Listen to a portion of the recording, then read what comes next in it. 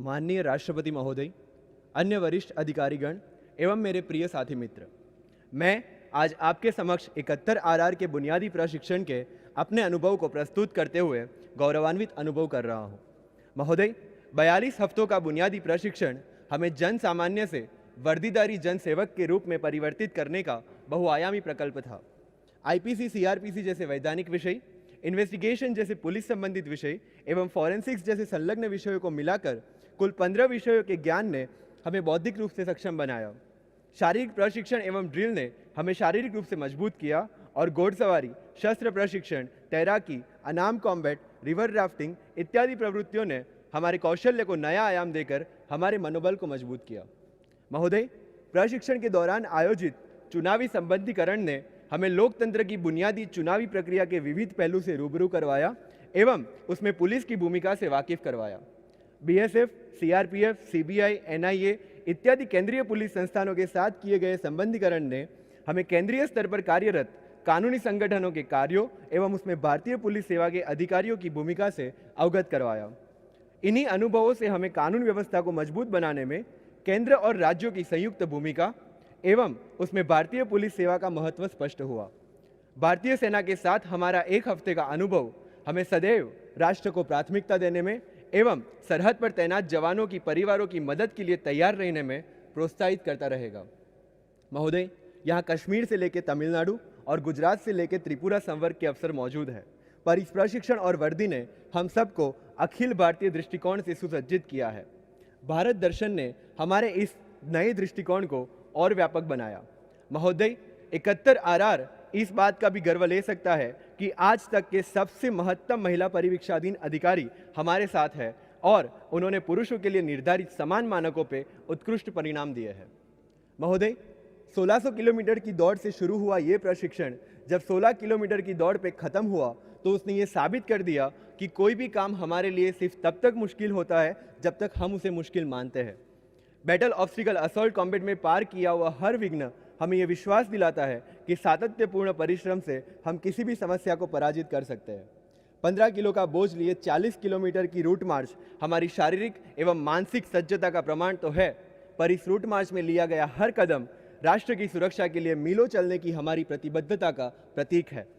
महोदय, 42 हफ्तों के इस प्रशिक्षण के बाद आपके समक्ष प्रस्तुत खाकी वर्दी में सुसज्ज हम सब अकादमी के ध्येय विधान सत्य, सेवा, सुरक्षणम को हमारा मूल मंत्र बनाकर नए भारत के निर्माण में अपनी भूमिका निभाने के लिए प्रतिबद्ध है। जय हिंद।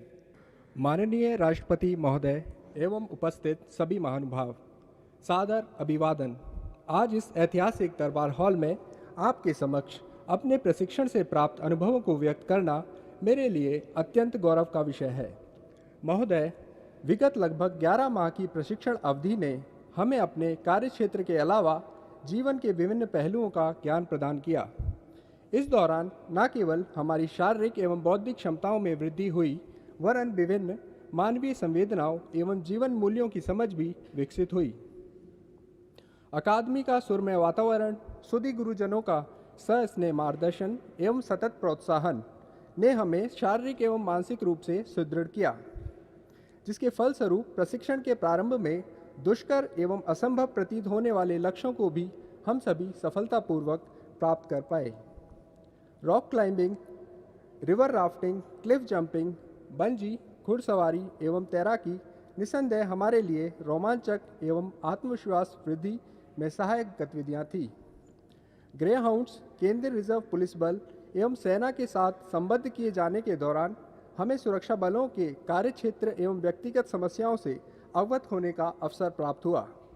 साथ ही अल्प संसाधनों एवं प्रतिकूल परिस्थितियों में सहज एवं सजग रहते हुए कर्तव्य निर्वहन की प्रेरणा मिली। प्रशिक्षण के दौरान हमें अनुशासित जीवन, बेहतर समय प्रबंधन एवं सुनियोजित कार्य निष्पादन का बोध हुआ। अकादमी में आयोजित विभिन्न सांस्कृतिक कार्यक्रम एवं भारत दर्शन भ्रमण ने हमें देश की सांस्कृतिक विविधता एवं ऐतिहासिक धरोहर से जीवंत परिचय कराया। विभिन्न सांस्कृतिक, भाषज, धार्मिक एवं सामाजिक पृष्ठभूमि के दृष्टिगत विभिन्न राज्यों से आए सभी प्रशिक्षुओं का परस्पर मित्रवत व्यवहार एवं समन्वय भारत की अनेकता में एकता एवं अक्षुण्ण अखंडता का ज्वलंत उदाहरण था। बाल सुधार गृह, बंदी गृह, वृद्धा आश्रय स्थल एवं दिव्यांगजन पुनर्वास केंद्रों पर गमन ने मेरे मन में मानवीय वेदना एवं करुणा के कुछ ऐसे प्रश्न उत्पन्न किए जिनके हल शायद मैं आज भी ढूंढ रहा हूँ। महोदय, इस प्रतिष्ठित सेवा में आने की प्रेरणा मुझे मेरे पिताजी से मिली, जो अब इस संसार में नहीं हैं। वे कहते थे कि पुलिस सेवा समाज के सभी वर्गों, खासकर न्याय से वंचित वर्ग के हितों की रक्षा का सुअवसर प्रदान करती है। जीवन आशा निराशा सुख दुख का एक मेल है। निराशा एवं मुश्किल क्षणों में स्वयं को सबल प्रदान करने के लिए उन्होंने मुझे सिखाया कि मुश्किलें मन के इरादे आजमाती हैं, स्वप्न के पर्दे निगाहों से हटाती हैं। हौसला मत हार गिर के मुसाफिर, ठोकरें इंसान को चलना सिखाती हैं। महोदय, हम सभी का भावी जीवन प्रशिक्षण से प्राप्त नेतृत्व क्षमता, आत्मविश्वास, निडरता, सकारात्मक सोच एवं शारीरिक मानसिक दृढ़ता का परीक्षण होगा, जिसमें हम सभी समाज के हर वर्गों को भयमुक्त वातावरण एवं त्वरित न्याय के लिए प्रयासरत रहेंगे एवं हमारी कार्यशैली संवेदी पुलिस सशक्त समाज की परिकल्पना को चरितार्थ करती दिखाई देगी। जय Hind. A very good evening to the Honorable President, Union Home Secretary Sir, senior IPS officers, faculty members, esteemed guests, and my fellow IPS probationers.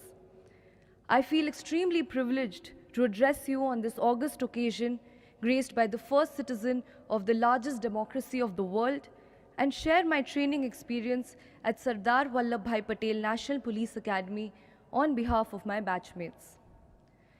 The training was truly transformational for every one of us. We had walked into the academy in December as civilians from different walks of life. While we were all fascinated by men in uniform, we were timid and inexperienced, and also nervous of whether we were suited to be members of the IPS, given the challenging and grave nature of the job.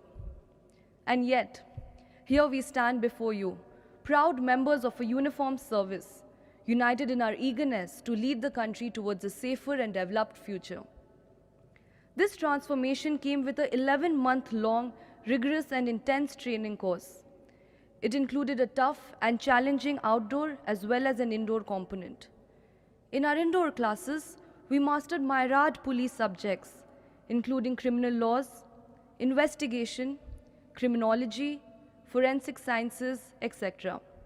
The long working hours and the need to stay alert and learn at every waking minute has shaped us into policemen and women aware of our responsibilities and ready to serve under pressure and in crisis.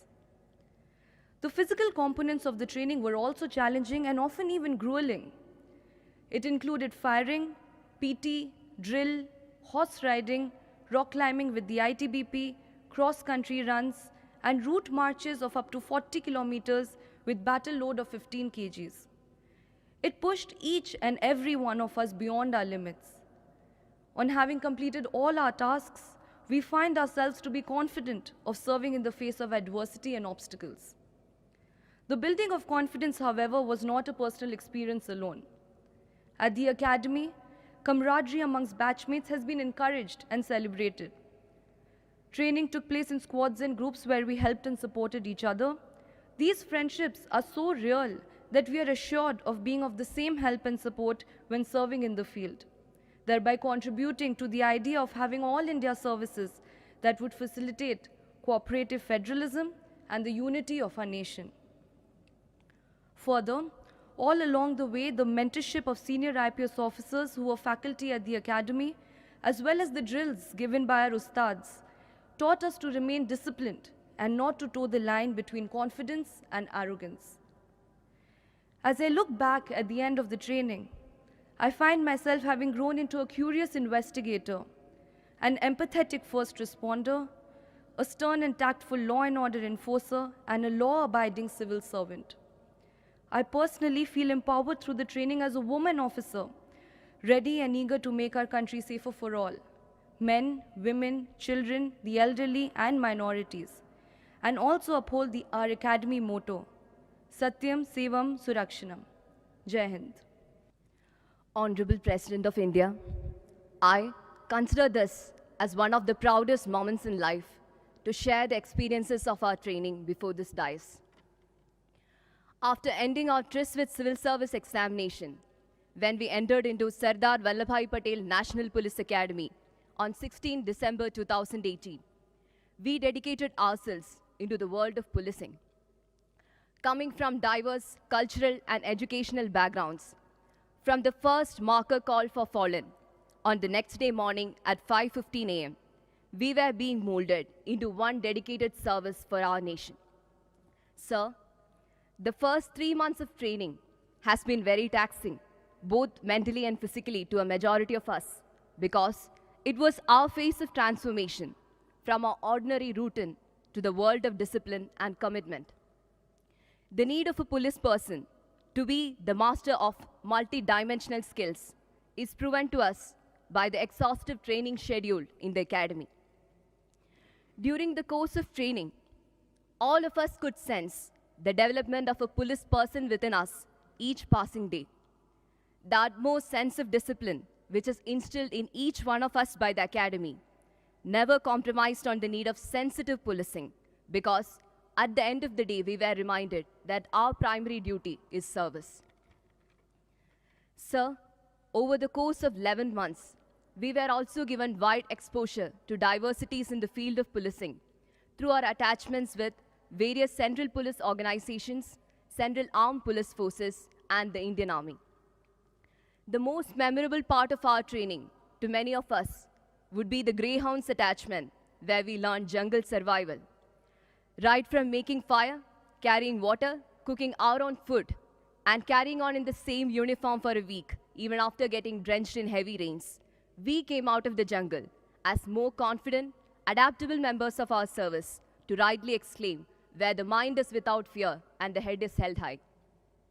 Sir, at the end of 11 months, the greatest learning was, it's not I or me when it comes to this service, but we. Together we sailed through this training, jumping beyond the differences in gender and physical capabilities.